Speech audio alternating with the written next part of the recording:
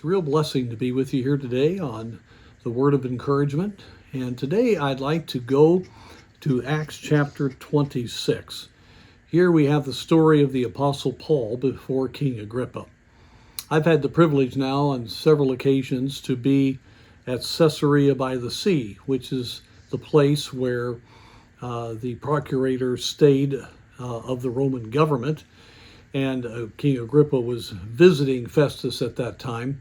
And the palace of Herod the Great, which was the palace that they were still using, goes out into the sea. It's just a magnificent set of ruins. They haven't really been available until about the last 15 years. And it's quite a setting. You can begin to imagine the glory of Herod the Great and then the following Roman officials. And just last year, and I got to see this, they have now excavated to where the dungeon would have been that Paul would have stayed in, the actual place. And then the holding area where he would have stayed until he was called before the court. It's amazing. It's pretty much authentic what they have found. And I've thought often of this time when he stood before King Agrippa. He had no power. He had no way to withstand the enormous strength of the Roman Empire, but he had God. And as he was giving his testimony, he says in verse 6 of chapter 26, "And now I stand and am judged for the hope of the promise made of God unto our fathers." He understood that he was standing there based upon his adherence to the Word of God.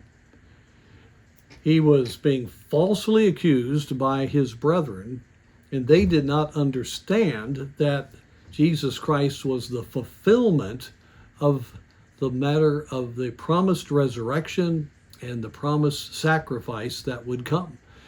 And he's saying, I'm standing here because the great promise that God made to our fathers, I am one that believes that, and I know that it has been fulfilled. And it's a joy for me to be able, basically saying, to give you this testimony, King Agrippa.